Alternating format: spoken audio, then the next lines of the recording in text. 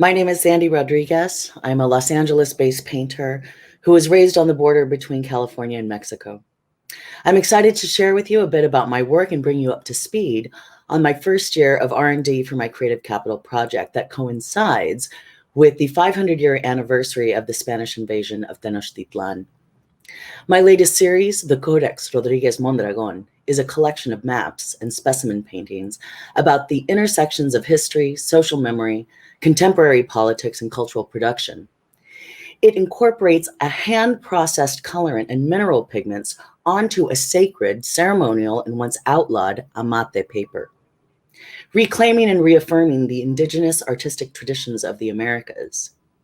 My insistence on plant material is significant not only for situating the work within specific floristic provinces, but also their medicinal and healing properties. This makes my maps not simply a representation of the place. My maps are objects that actively embody their constituent parts.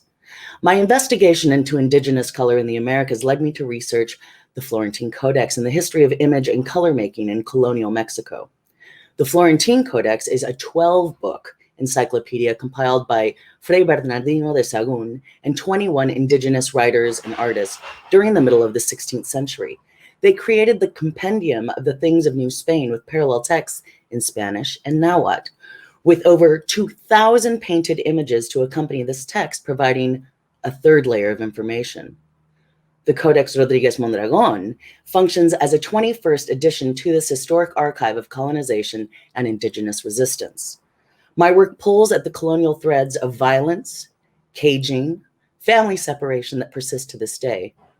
It is important to mention that the Florentine Codex was created under a colonial regime at a time when their world was changing radically, and was created in part under quarantine during a pandemic that wiped out 90% of the population.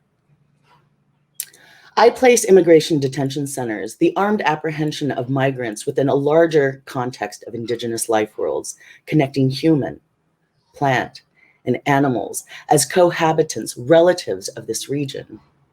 As human rights abuses in the United States become more extreme, particularly with Latino and indigenous communities on both sides of the US-Mexico border, I'm conducting interdisciplinary research on recuperating indigenous knowledge systems like plant medicine and pigment recipes.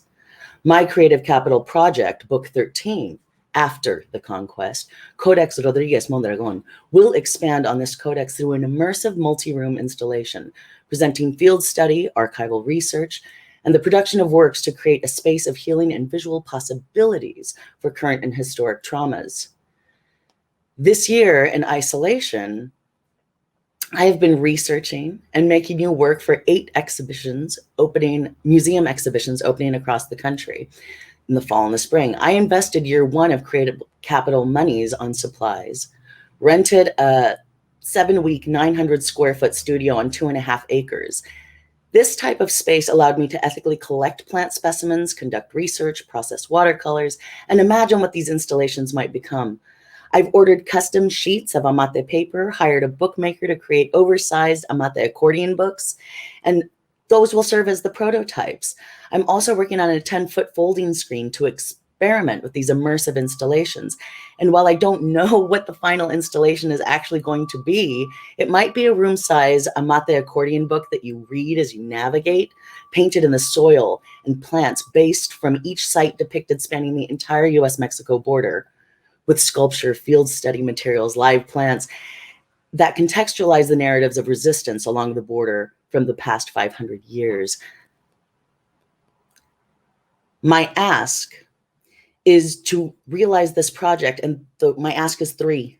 I need 2 6-week residencies in 2022 along the border. The second ask is I need a publisher for my catalog. The third is I need a venue for the project with robust public programs and education departments. I will be reaching out to orgs along the border as well as to activists to imagine how this project can strategically amplify campaigns during the run of the exhibition. Thank you so much for your time.